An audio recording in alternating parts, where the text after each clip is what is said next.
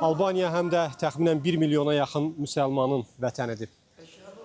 İslam izləri burada həm də uzun əsrlər boyu 15-ci əsrdən başlayaraq Osmanlı dövlətinin təsiri ilə bağlıdır.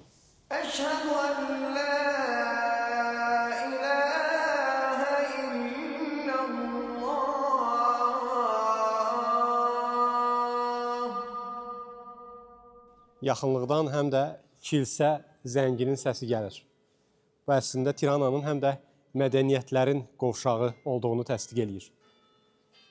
Yaxınlıqda kilsə və zəngi, onun zəngi düz məscidin içərisinə qədər eşidilir.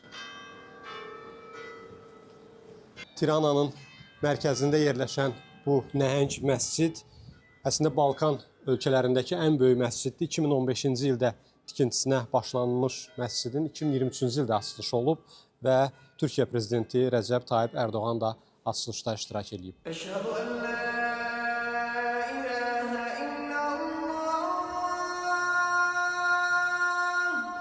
1945-90-cı illərdə, yəni kommunistlərin ölkədəki hakimiyyəti dövründə ölkədə bir çox məscidlər, eləcə də kilsələr dağıdılmışdı.